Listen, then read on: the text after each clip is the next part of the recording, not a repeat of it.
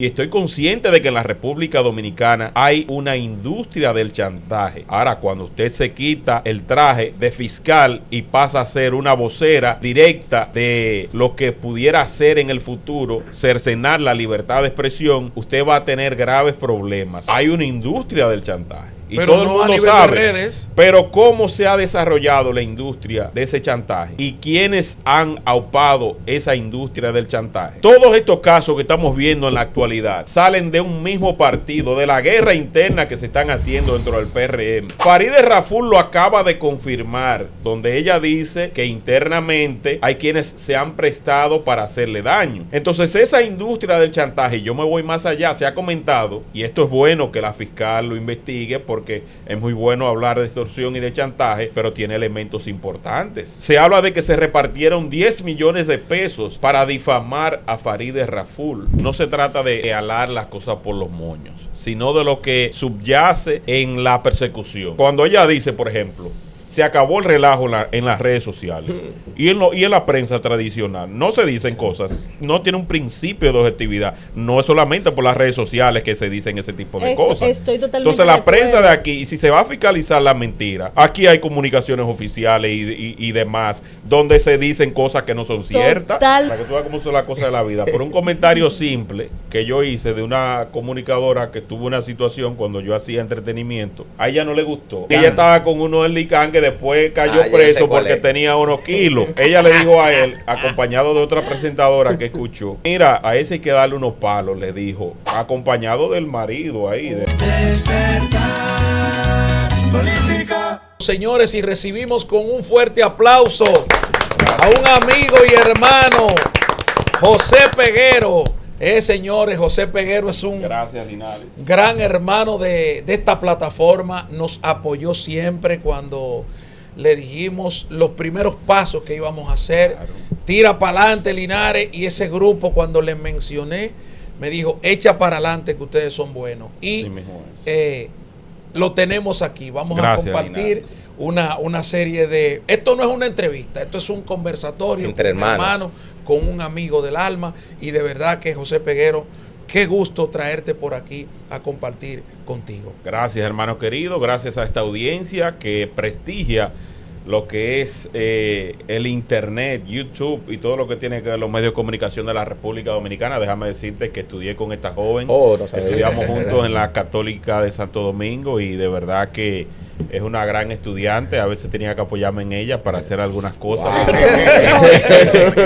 Nosotros también nos apoyamos en ella. Tenía que apoyarme en ella porque de verdad que la mujer es buena debatiendo y tiene también un futuro dentro de la política y la comunicación, porque esa fue donde ella nació. Muchísimas gracias por la valoración y ponderación, pero cuando tú vas caminando un camino tan fuerte y tan aguerrido como el que tú has hecho en estos medios, pues entonces yo soy una niñita que estoy intentando. De verdad que puedo decir que es recíproco y me siento muy orgullosa de lo que vienes haciendo. Yo recuerdo que cuando no existía, señores, aquí en los medios, eso de tener una página para subir cosas, empezó en segundos.net. Wow. Era net, o sea, en segundos.net, y eso fue algo que creó José Peguero. Y yo de verdad no creía en eso. Yo decía, pero ¿qué es lo que está haciendo? Y de eso realmente, o sea, creó un antes y un después en la comunicación. O sea, que eres uno de los grandes pioneros. Aquí Gracias. Al lado de nosotros está sentado uno de los grandes pioneros en cuanto a lo que tiene que ver con redes sociales. Gracias, de verdad. Pero vamos al fuego. Sí. Vamos al fuego. Para que sea interesante, porque si es muy complaciente, la gente se nos va. La pregunta de fuego empiezo yo. Tú vienes del mundo tradicional, pero también ahora formas parte del mundo digital. Y en estos días, y desde hace casi 2 meses hemos estado discutiendo ley Mordaza. Hay una cantidad de comunicadores sometidos por difamación. Ayer hubo una rueda de prensa desde el Colegio Dominicano de Periodistas con respecto a unas declaraciones que dio la fiscal del Distrito Nacional, Rosalba Ramos, respecto a redes de chantaje, a un clima de difamación masivo en República Dominicana. ¿Qué opinión te merece? Y si tú crees que esto puede convertirse en una censura generalizada. yo tengo un pensamiento profundo sobre ese tema y voy a comenzar de atrás hacia adelante, de lo que no se ve a lo que se ve. Estamos conscientes de que en este momento los tribunales de la República Dominicana están casi colapsados por la cantidad de solicitudes y de procesos judiciales que están en curso. Vaya a cualquier audiencia. Yo invito al público, aunque no tenga ningún caso, aunque no tenga ningún familiar, a que visite lo que es el Palacio de Justicia de Ciudad Nueva para que observe la cantidad de procesos y cuánto tiempo tienen que permanecer imputados y también abogados y demás partes y jueces esperando que se le dé un turno. Imagínese usted que en este instante usted le vaya a sumar a una fiscalía del Distrito Nacional, que invito a cualquiera que pase a ver, porque yo estuve hace poco llevando un proceso, la cantidad de tiempo que se toma para darte respuesta a cualquier proceso, por sencillo que sea, por simple que sea. Usted tiene que ir 4 y 5 veces a que le den una respuesta. Si hace una solicitud, por ejemplo, al mismo DICAT, usted ve que usted tiene que ir a rogar para que usted le entreguen una certificación de que esto fue así o que esa información estaba disponible en línea, y se toma mucho tiempo. Además de que le dan un trato a uno allí como que si no quisieran que nadie tocara la puerta de la Fiscalía del Distrito Nacional. Entonces, yo observando esto, si le sumamos mucho más carga de la que tiene ya el Poder Judicial encima, a una persecución, como ella dice, que se acabó el relajo en las redes sociales, usted lo que va a hacer que a casos de mayor envergadura, de mayor importancia, usted le va a privar que se llegue a una causa justa, y al mismo tiempo usted va a hacer que los medios de comunicación se llenen de noticias de procesos contra comunicadores, y al mismo tiempo usted, que es fiscal, está perdiendo el principio de objetividad. Claro. Usted deja de ser ya un ente imparcial para formar parte, porque de antemano, independientemente de que tenga razón con la extorsión, independientemente de que tenga razón con lo que tiene que ver con el chantaje, usted ya deja de ser un ente imparcial.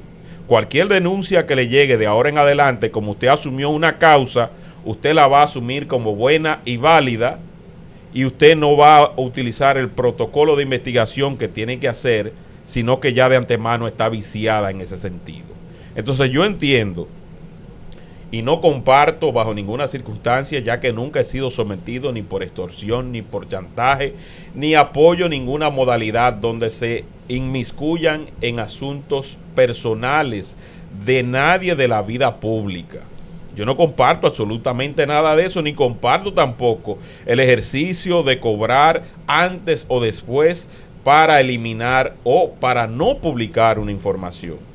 Yo rechazo todo esto y estoy consciente de que en la República Dominicana hay una industria del chantaje. Ahora, cuando usted se quita el traje de fiscal y pasa a ser una vocera directa de lo que pudiera hacer en el futuro, cercenar la libertad de expresión, usted va a tener graves problemas. Pero tú has dicho, hay algo grave, que aquí hay una industria del chantaje. Hay una industria del chantaje. Y pero todo no el mundo sabe. Pero cómo se ha desarrollado la industria de ese chantaje y quiénes han aupado esa industria del chantaje.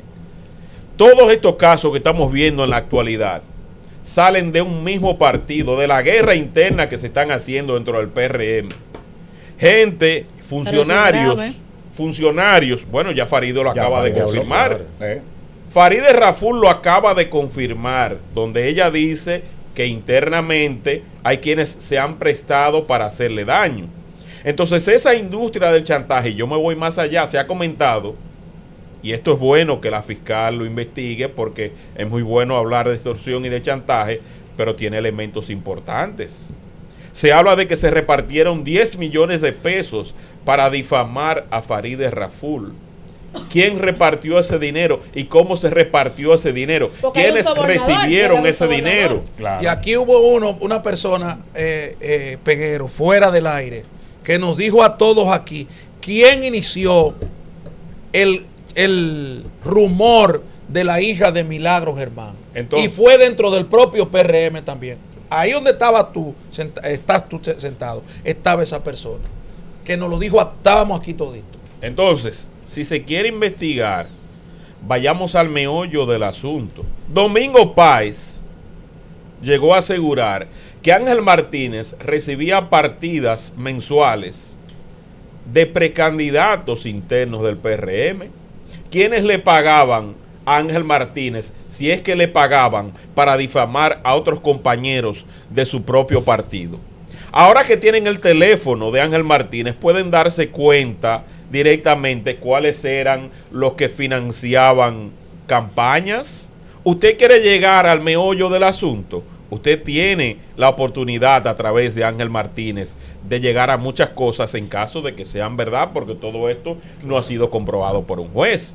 Así es. Pero Domingo Páez asegura con vehemencia que Ángel Martínez recibía dinero para atacar y para que no hablara de determinados funcionarios. Ustedes ven eso que ocurrió hace pocos días con la información que se sacó de Aguilera. Sí. Eso fue también una campaña interna. Claro. Entonces, ¿quiénes son los que están detrás del telón cuando se habla de difamación y de extorsión? Yo quiero que la fiscal del Distrito Nacional vaya hacia allá. Pero a mí me gustaría también que la fiscal del Distrito Nacional diga que se acabó el relajo con los negocios que tú mencionaste hace poco. Que todo el mundo sabe que aquí en el Distrito Nacional tienen una cortina de humo, tienen una fachada, pero detrás tienen otra cosa. Eso le corresponde a la fiscal del Distrito Nacional. Entonces tú ocupar ahora los tribunales para que si a fulana dijeron que tenía un marido y ese marido no era de ellos, y que tú llevar eso ahora cada vez que se diga algo en una red social a una sala de audiencia. A Crónica Rosa. Tú estás evitando que un posible caso de corrupción sea pospuesto. Claro. No, mire, señores, no tenemos la audiencia aquí que vinieron a José Peguero, dijo que fulana se estaba acostando con Perencejo. Dios. Y entonces ahora este caso de corrupción donde se robaron 100 millones de pesos, aplázalo porque no va a dar tiempo de las audiencias para tratar eso. De eso es lo que se trata, señores. Pero Peguero, discúlpame, ayer en la rueda de prensa se emitió una nota, y esa nota, ¿verdad?, de prensa, valga la repetición, ahí tu figura como uno de los comunicadores. El título dice que es un respaldo a la postura de la magistrada Rosalba Ramos, pero lo que tú estás planteando ahora no necesariamente se proyecta de esa manera. Para que tú nos expliques aquí exactamente cuál fue la intención de esa rueda de prensa y si realmente tú diste tu consentimiento para que tu nombre figure ahí. La rueda de prensa es para separar mansos de cimarrones. Okay. Los periodistas que estaban allí indican, al igual que yo, que se apoya que se persiga la extorsión, porque nosotros no vamos a decir que no. Sí. Claro. Nosotros no somos parte de esas redes. Pero que se separe los mansos de cimarrones, porque cuando ya tú dices se acabó el relajo en las redes sociales, es porque tú vas para otro destino. Y pero tú además quieres perseguir otra cosa. Y de alguna u otra manera lo que se quiere es amedrentar. Con esto lo que hay flotando es un clima de intimidación. Claro. Cuidado con lo que tú dices, porque vamos por ti. Cuidado. Pero además las campañas bestiales de difamación y la narrativa montada muchas veces en este gobierno no ha venido de las redes sociales. Yo le vuelvo a recordar el caso de la magistrada Rosalba Ramos. ¿Qué hacía el inspector de la Procuraduría General de la República? Él cogía y sometía a un fiscal, Juan Medina de los Santos, someten a Giovanni Morillo a un juicio disciplinario, y eso salía en todos los periódicos primero, antes de tomar una decisión que no era definitiva, pero y ese fiscal estaba desacreditado. ¿Tú sabes cuántos fiscales a mí me escribieron llorando? A mí me escribió una señora a mí un día y me dijo, óyeme, tú sabes lo que yo darle la vida al Ministerio Público. Tú sabes lo que yo darle la vida, mírame los pies, Dios, hinchados, y yo no tengo un carro. Dios. Y yo no tengo un carro. Dios. Oye, para que tú veas lo que pasa un fiscal aquí. En Gualey, por ejemplo, en María Auxiliadora, en Gualey un fiscal me dijo a mí, yo creo que Dios no ha pasado por aquí. Ay, sí. Para que tú entiendas lo difícil que digo, no, maestro, Dios está presente aquí entre nosotros. Dice, maestro, esto es lo más difícil que yo he podido conseguir como fiscal. Y coge ese inspector de la Procuraduría General de la República, Peguero, y coge y desacreditó un fiscal hasta que llegó donde ella, con una narrativa en los medios de comunicación, una narrativa peligrosa, que esa señora estaba embarazada, en riesgo de perder su criatura, Rosalba Ramos. Y esa narrativa la montó la propia Procuraduría General de la República. Luego de otras cosas, ese señor sale de la Procuraduría por espionaje prácticamente, porque se dedicaba a espionar y cosas. Y la mantuvo la Madre Teresa de Calcuta ahí permanentemente. Y ahora tú vienes a segregar de que lo peor está en las redes sociales. Yo creo... Sí. Totalmente de acuerdo contigo. Peguero, quiero hacerte una pregunta. Yo soy amante de la historia. Trujillo era el propietario del periódico La Nación antes de su ajusticiamiento. Después de su caída, los empresarios comienzan a invertir en medios en los 60, en los 70, en los 80. Mi padre, que está ahora mismo en Tampa, Florida, trabajó en esa época y él me decía que esos empresarios utilizaban ese mecanismo de esas comunicaciones, canales de televisión, como también la prensa escrita, para presionar para que los detentores del poder le dieran negocio, para cada día ser más millonarios. Entonces, no entiendo por qué ahora a un grupo de jóvenes que buscan desarrollarse a través de estas plataformas quieren decirle esas cosas. Pero es que yo creo, señores, perdón, yo sé que la entrevista es a Peguero, sí. Pero yo creo que estamos desvirtuando algunas cosas. Porque una cosa es trabajar en pos de que la comunicación cada vez sea más limpia y más real. Y otra cosa es que se esté coartando, que yo no creo que este sea el caso. Porque cuando hablamos de una persona que sale a hablar de otra diciendo que se acostó con fulano, que tienen video, que esto, que lo otro, lamentablemente desvirtúan todo lo que nosotros tratamos de hacer todos los días. Y ese tipo de cosas aquí hay que corregirlas. Porque nosotros no podemos permitir por nada del mundo, que a una persona que haga ese tipo de trabajo le llamen comunicadora o le llamen periodista. Entonces, no desvirtuamos las cosas, señores. Pero estoy de acuerdo de que se persiga todo aquello que vaya en detrimento de esta sociedad. Y ustedes a cada rato hablan por los moños, una cosa con la otra, pero la realidad es que aquí hay que refundir el Estado entero y volver a iniciar. Estimado José, sí, vamos que nos responda. Pero en este caso no se trata de alar las cosas por los moños, sino de lo que subyace en la persecución. Si tú tomas, por ejemplo, las declaraciones de ella, que la tengo por aquí, te la voy a compartir para que tú entiendas el enfoque directo que se le quiere dar a este tema. La tengo por aquí anotada. Porque no se ve como quien dice, cuando ella dice, por ejemplo, se acabó el relajo en las redes sociales y en la prensa tradicional, no se dicen cosas. Se dicen cosas, pero es selectivo, entonces no tiene un principio de objetividad. No es solamente por las redes sociales que se dicen ese tipo de cosas. Estoy totalmente entonces la prensa de aquí, y si se va a fiscalizar la mentira, aquí hay comunicaciones oficiales y demás, donde se dicen cosas que no son ciertas. Totalmente. Entonces no puede ser con el enfoque de redes sociales, totalmente porque están parados en las redes sociales. Pero yo lo que creo es que ustedes saben que a través de las redes sociales es más fácil.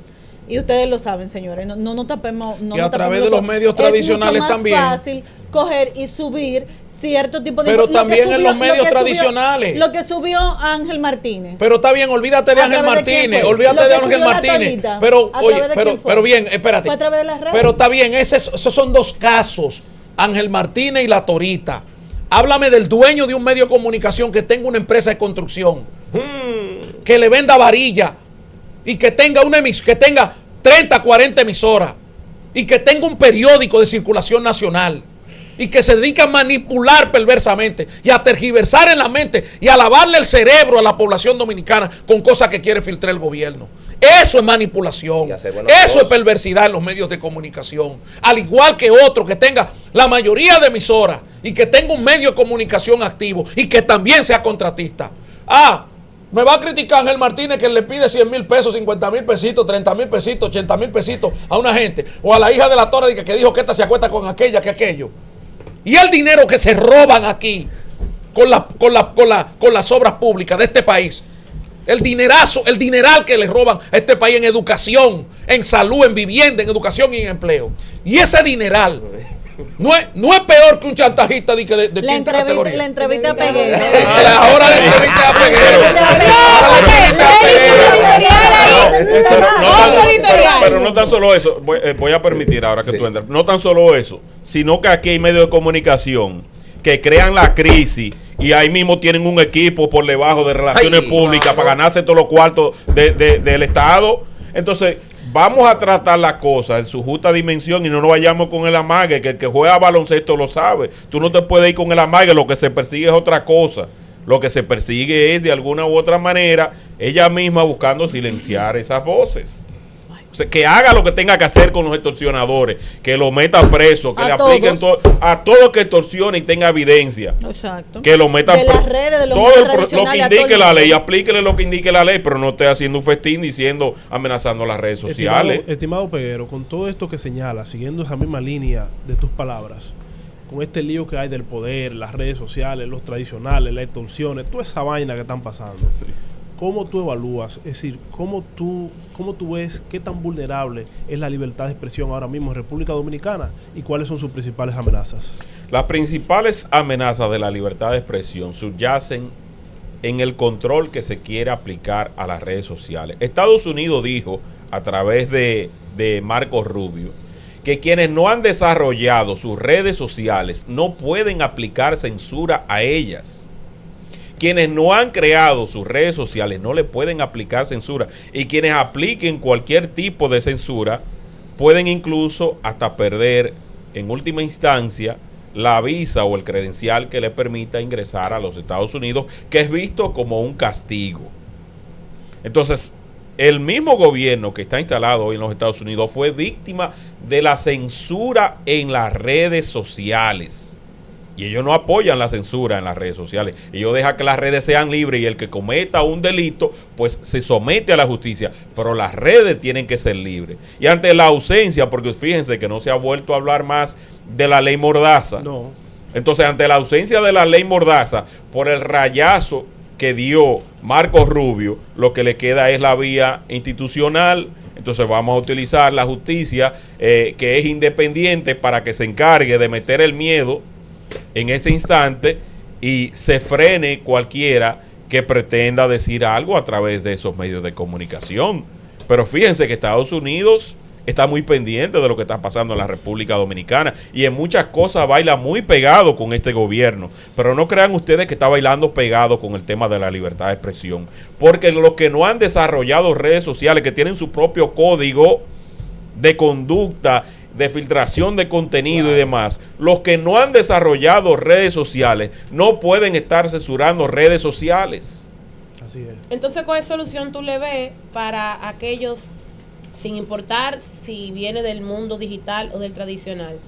Si estamos saturando los tribunales y hay temas muy importantes, ¿qué solución tú le das a aquellos que han sido víctimas de difamación e injuria? Que sigan los procesos como en la actualidad se está haciendo. Pero no es que tú le vas a decir ahora aquí hay un tubo abierto, venga todo el mundo, que lo que está aquí a nivel de investigación lo vamos a detener para darle prioridad a un asunto de redes sociales. Establezcamos las prioridades de las cosas. ¿Qué es más prioritario ahora mismo para el sistema judicial de la República Dominicana? Si el crimen organizado, si el sicariato, si el abuso infantil, o lo que se comenta o lo que se dice en las redes sociales. ¿Cuál es la prioridad del Ministerio Público en este momento? Ahora de repente uno ve un montón de editoriales donde la realidad del país se esconde en editoriales, donde solamente, ustedes no han visto los editoriales todos los días, redes sociales, digo, pero fue el demonio que se metió en este país, que nada más las redes sociales, es como que tú veas que por allá se está derrumbando el mundo y tú vienes en un editorial por aquí y tú dices, bueno, en las redes sociales dijeron que no, que fueron tantos, entonces mírenlo ahí, las redes sociales son unos malditos, dijeron esto, pero por allá se murieron 100 y tú vienes, agarra y editorializa las redes sociales, que es el mal mayor que afecta a la sociedad dominicana. Señores, nos vamos bien. En muchos países se está despenalizando, ¿verdad?, los delitos de opinión. La República Dominicana se mantiene en condena por el asunto de la difamación. Te pregunto si estás de acuerdo con que se mantenga la penalidad. Esto de cara a que, si bien es cierto de que en todos los medios, tanto tradicionales como los digitales, se cometen estos delitos, ¿verdad? Ahora con las redes sociales, que se alimenta, y muchas tendencias que son creadas en las redes sociales o que circulan en las redes fueron originadas en los medios tradicionales, porque toman esos titulares y se difunden, pero hoy el alcance es mayor. Si dicen que Ronnie es ladrón, aunque pidan excusa, pues ya la gente se queda con esa primera versión y no hay forma de garantizar de que ese algoritmo diabólico que promueve lo primero, pero que lo segundo le da poca salida. ¿Qué tú opinas si se tiene que mantener el castigo penal o la parte civil únicamente? Que se mantenga, porque yo no apoyo vagabundería. Okay.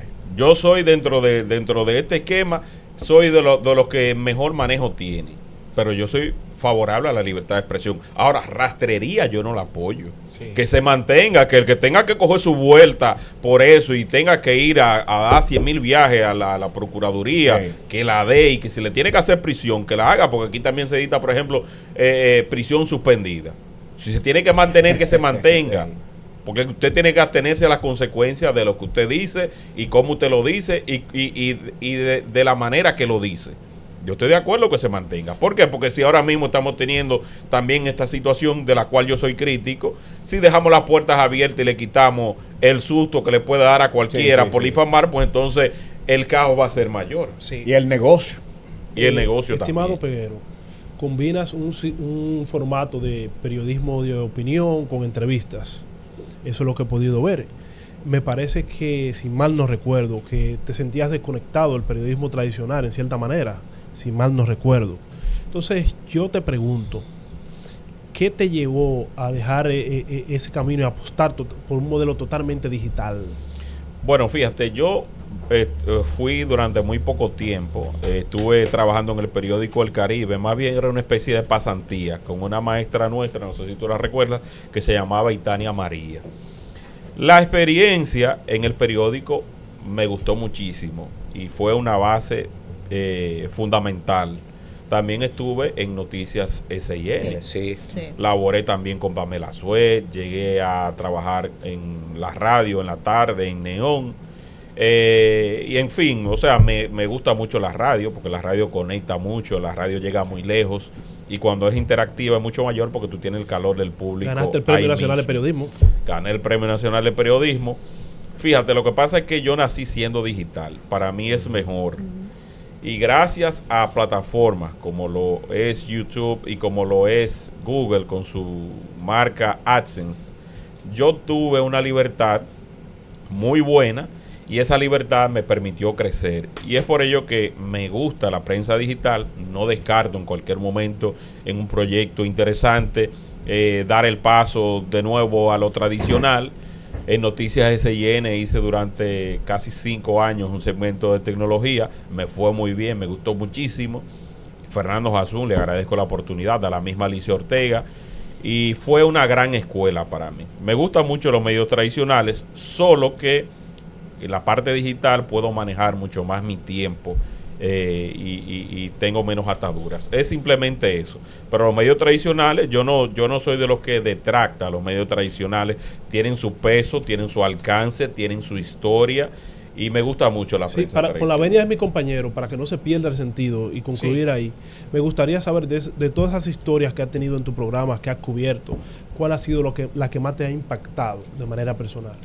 Bueno, reciente, yo te voy a decir algo reciente, y es un señor que yo entrevisté, que fue el que pudo hacer que se llegara a uno de los testigos claves en el caso de la discoteca Jet Set. El señor se llama Remberto Durán. Él me contó la historia, la forma en que él, previo al desplome del techo de la discoteca, él fue al baño y le cayó un pedazo de escombro. Y ¿cómo pudo evitarse todo eso? Porque fue un pedazo bastante grande que le cayó. Él sostuvo una discusión con el joven que se llama Gregory.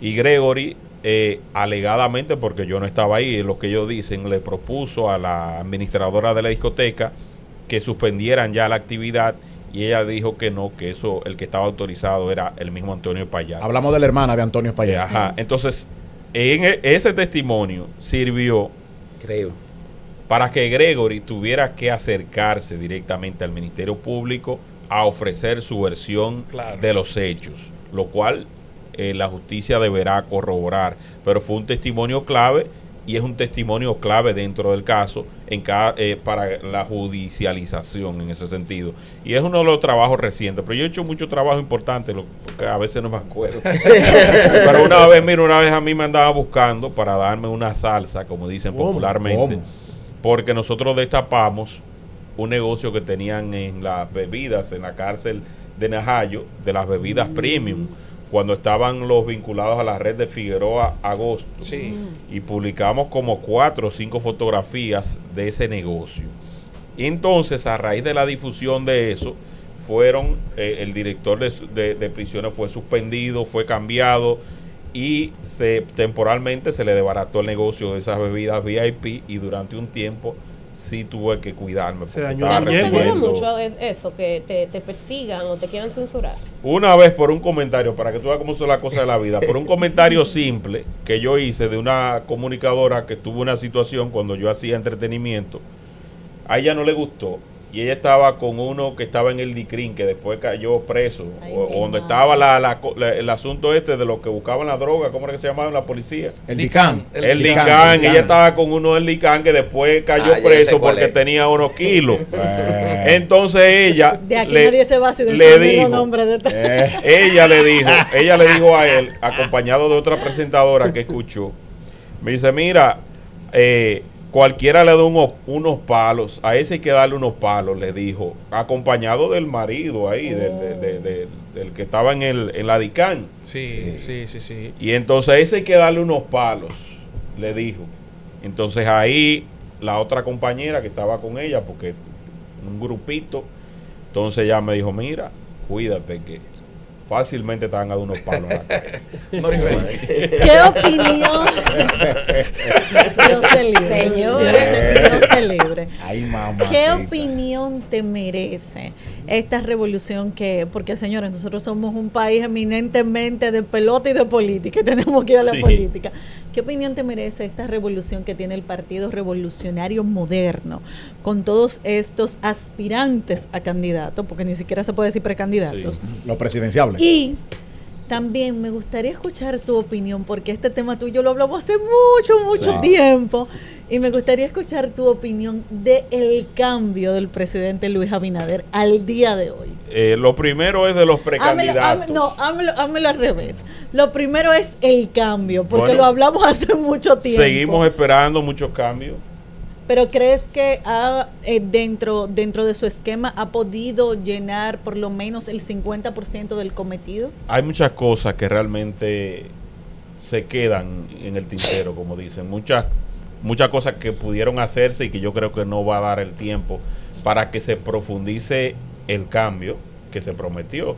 Entonces hay muchas cosas por allí que no han podido ser materializadas por el hecho de que conformó un equipo, y ese equipo muchas veces le quedó mal y terminó sustituyendo y empezando de nuevo. Entonces hay que entender las circunstancias en las que llegó al poder, que fue en medio de la pandemia, que si la guerra de Ucrania, que si demás, pero todavía estamos esperando que se desarrolle. Pero ya pasaron 5 años. Ciertamente, estamos esperando el desarrollo. Ahora, dime de los presidenciables. Los presidenciables, yo entiendo que el PRM, porque debería someterse a un proceso de convención, lo cual he escuchado.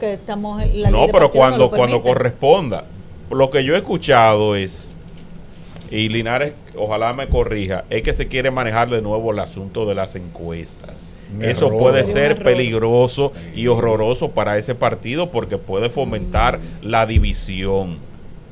Y Linares, he escuchado eso, que el que tenga mejor posicionamiento en las encuestas y el que menos dolor de cabeza le pueda dar al presidente Luis Abinader en el futuro será él o la candidata. Ahí hay un pleito casado. Entonces ahí viene un problema grave, porque si no se hace convención, esperen una profunda división, porque al momento que cada uno diga, mira, estos son mis numeritos y estos son los que yo tengo, vamos a competir. No, que no se puede competir. Cada uno de esos va a medir fuerzas y va a unirse a cualquier otro proyecto que no sea el de su partido. Eso es peligrosísimo. Y hay uno por ahí que está casi poniéndose la ñoña, pero hay otro que le va a hacer un lío grande. ¿Por qué? Porque si no hacen convención, habrá problemas, Linares. ¿Y qué tú opinas de la Fuerza del Pueblo también? Ahí hay un dilema, aunque vimos el Día del Padre, un video bastante bonito, sí. No que el papá y el hijo levantar. Bueno, no si la pregunta fue, claro, si Hay la un pregunta dilema. fue cuál va a ser el presidente y los dos subieron los dos zapatos, Sí. ay, no se sabe cuál va a ¿Y ser. tú crees que esta oposición trae que pone un juego de zapatos y que papá? No, son las redes sociales. O sea, explícame eso. Que lo he explicado a Abril, que son las redes sociales. Este viene de las redes Papi, sociales, ¿sabe? pero No, mira, ¿de qué quiere? ¿Tiene hambre? ¿De qué quiere? ¿De doble queso? ¿Tú crees que un país viene de las redes sociales y sabe que ahora los algoritmos priorizan incluso contenido y formato de Sigan presentación jugándosela con- diferente, Mira. aunque sea para ganar visibilidad, sabe Omar, que no se presentan de la misma mira, forma. Debe Leonel darle Déjame- paso pero a déjame Omar. darle Esa es la experto. pregunta, que no se Mira, pierda. Leonel El Fernández. protagonista es Peguero. Mira, Leonel Fernández Sí, se por eso está me callé. Leonel Fernández se está beneficiando del carisma de Omar. Y ya. Él se está beneficiando e incluso Omar Fernández ha ido contribuyendo a que la tasa de rechazo hacia Leonel Fernández vaya disminuyendo poco a poco, porque lo ha hecho conectar con la juventud. Eso es así. Eso es verdad. Entonces son aspectos que Explicación. tenemos que tomar en cuenta. Yo entiendo que Omar puede esperar. Yo entiendo que en el 2028 la fuerza del pueblo, si se va con él, puede que ocurran cosas. Que se divida. Que puede que ocurran cosas y puede que tenga candidatos más fuertes.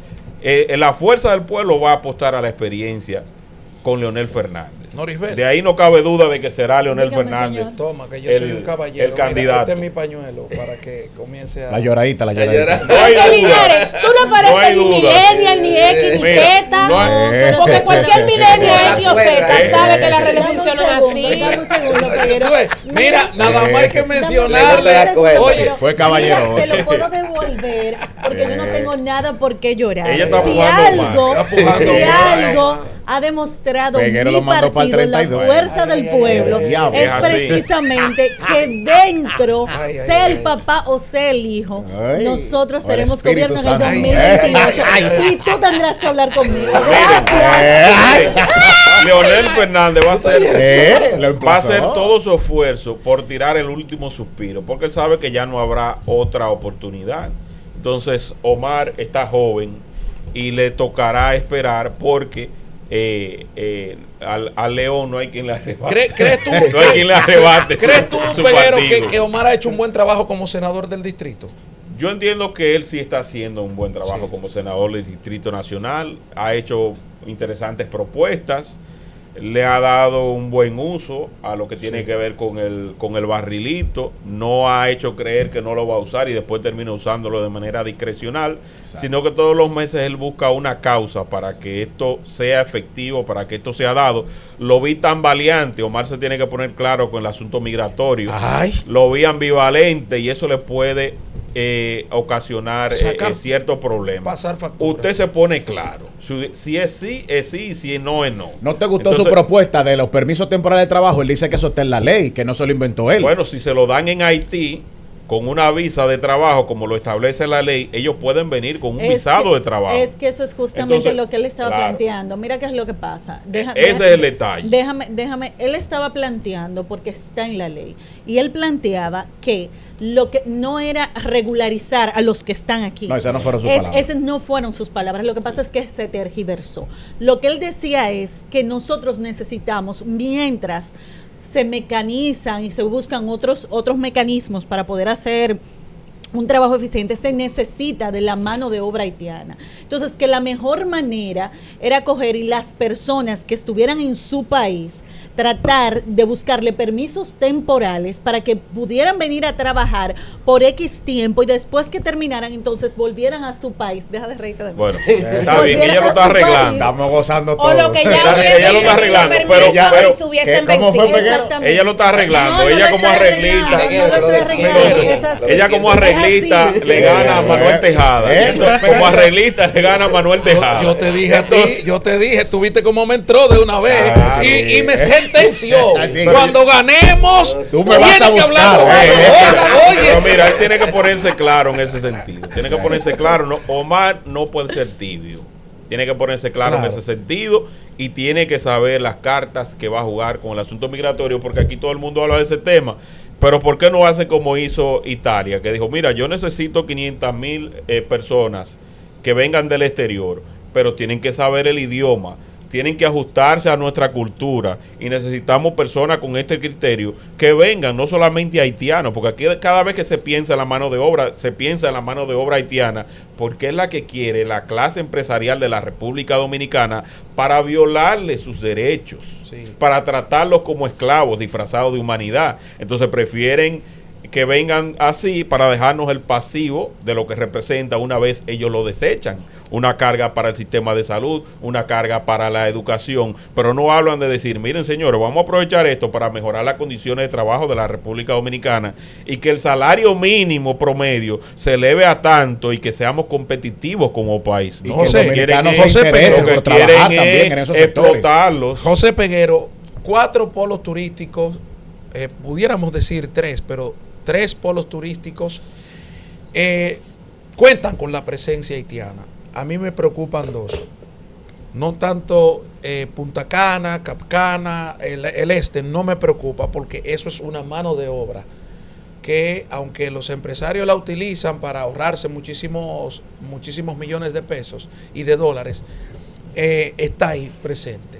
A mí me preocupa la de Pedernales y me preocupa la de Montecristi, es decir, Cabo Rojo, un polo turístico, y el puerto de Manzanillo.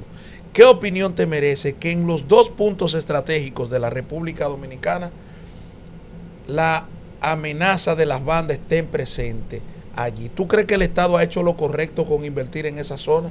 Yo creo que hay que desarrollar. Yo apoyo el modelo de desarrollo fronterizo, pero el real. Porque aquí tú sabes que hay empresas que están instaladas en papeles en la frontera y cerca de la frontera y operan aquí en el Distrito Nacional. Haciendo uso de la ley de desarrollo fronterizo. Yo creo en modelo, por ejemplo, en ese modelo que tiene Codevi, que es un modelo donde, si tú observas, beneficia tanto a la República Dominicana como a Haití, pero más a Haití que a la República Dominicana, en el sentido de que tú ves, por ejemplo, Juana Méndez y esa zona, tú ves cómo ellos se han ido desarrollando y el beneficio que están obteniendo, y las casas que antes eran de madera, hoy día son de concreto, porque ellos consiguen el dinero en la República Dominicana para desarrollarse. Y no bueno fuera que esa mano de obra sea 100% dominicana y que no haya esa necesidad.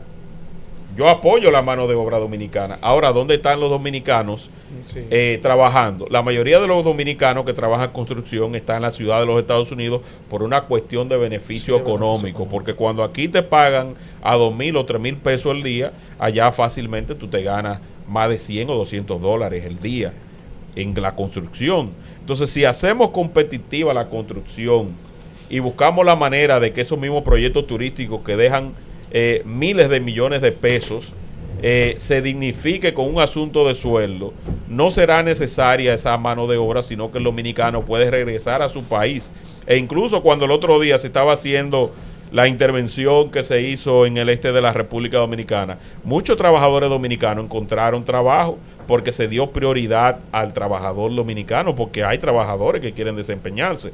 Penoso sea, como me dijo en una marcha, que él tiene que hacerse a veces pasar por haitiano para que le den trabajo en una construcción, un dominicano. Eso es fuerte. Entonces ya eso es demasiado fuerte. Claro. Tú estás oyendo, un dominicano que tiene que hacerse pasar por haitiano. ¿Por qué? Porque el dueño de la construcción no le quiere dar trabajo al dominicano, porque teme que ese dominicano, ante cualquier abuso, vaya para que se le respeten sus derechos al Ministerio de Trabajo. Entonces el dominicano ahora está haciendo pasarse por haitiano para que le den trabajo en la construcción. Pero José, todos los constructores que yo conozco, y parte del problema de la excesiva judicialización que estaban exigiendo los empresarios, es precisamente porque aquí hay una serie de oficinas de abogados que se han dedicado a representar a haitianos y le tienen la vida un infierno a los constructores hechos. O sea, el beneficio yo diría que más por el tema impositivo que por el tema judicial, porque el que tú seas ilegal no significa que tú no tienes derechos laborales. Y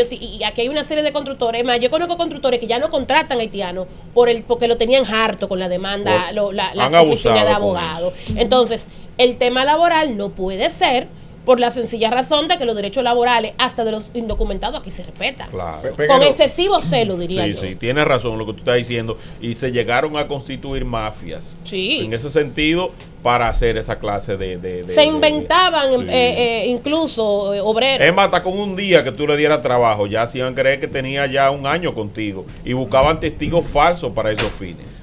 Y por eso los ingenieros se están cubriendo. Están subcontratando compañías que depuran muy bien a esa persona para evitar esa clase de situaciones. Peguero, en el orden del tema de Haití, los expresidentes se han reunido con el mandatario de turno, han hecho una serie de encuentros, y también el centro, el Consejo Económico y Social, el CES, ha desarrollado varias mesas y ya los informes están ahí. ¿Tú le tienes fe a ese proceso que está llevando a cabo el gobierno dominicano junto con los exmandatarios para regular el tema haitiano? Mira, yo tengo un infiltrado, no uno, yo tengo 2 infiltrados en el CES. ¿Qué te dicen?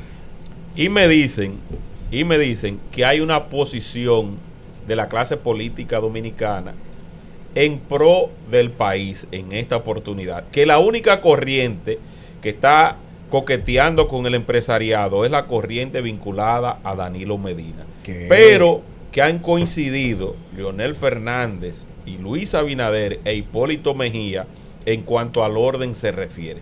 Que la única voz que va contraria a eso es el representante que dejó Danilo Medina para los fines. Pero ¿a qué él se opone? ¿A las repatriaciones? Que quiere una regulación más amplia en ese caso. Bueno, yo creo que es natural, porque José, porque ellos comenzaron. Ellos llevaron un plan de regularización. Entonces ellos quieren una regulación más amplia, pero 14. Tanto Leonel Fernández, que sabe que viene por ahí el año 2028, no quiere jugársela con esos temas, y ha coincidido ahí con el presidente Luis Abinader.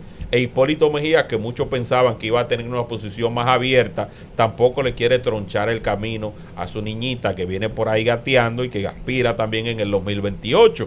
Entonces él ha flexibilizado su postura, y aunque públicamente ha dicho, por ejemplo, que él quiere regularización a lo interno, el representante que él dejó en el Consejo Económico y Social respalda la postura de que no sea tan amplia. Y un amigo, bueno, déjame procurar cómo lo digo para no exponerlo, pero fueron y se sentaron a analizar lo que tiene que ver con estas leyes. Y le dice, pero aquí él fue a hacer una exposición histórica. Y le dijo, aquí lo único que tiene que hacerse es cumplir la Ley General de Migración. Y fue punto por punto en cada fallo del donde no se cumple la ley. Sí. Y con esa misma ley se puede aplicar muchas cosas sin necesidad de hacer una reforma, porque la misma ley establece lo que son los permisos temporales de trabajo, sí. Pero te dice bajo cuáles condiciones. No es que tú vas a crear un registro aquí, de que aquí hay 50,000 y ya estos 50,000 yo le voy a poner nombre y apellido y cógemele la huella y automáticamente pero ya Agricultura dijo que se habían trabajado yo no sé cuánto permiso. Sí, lo dijeron, pero después el gobierno desmintió eso. Pero después fue supuestamente desmentido. Sí, fue desmentido. Aquí lo que se tiene que apostar es a la mecanización, a la tecnificación también de muchas labores, aunque hay otras, por ejemplo, como la recolección de café, el mismo banano y otras áreas, donde necesariamente tiene que ser personas directamente con sus manos que lo hagan. Pero yo tengo entendido que al menos ahí las cosas están como bien definidas y bien orientadas en ese sentido. Pero no hay mayores inconvenientes. Si pudieras darle un consejo a la nueva generación de comunicadores y periodistas digitales del país, ¿cuál sería? El consejo.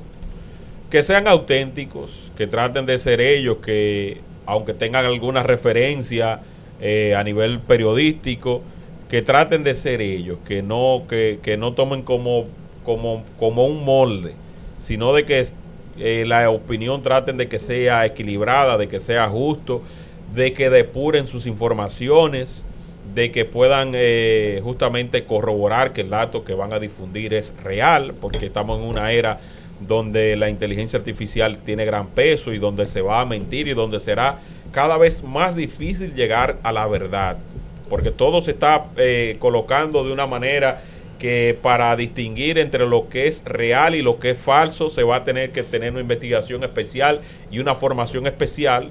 Por eso ustedes, por ejemplo, que en redes como en Facebook, los mayores tienden a creer más las informaciones falsas porque no tienen el discernimiento, ni la capacidad, ni la agilidad que tenemos los jóvenes para darnos cuenta rápidamente de si es o no es.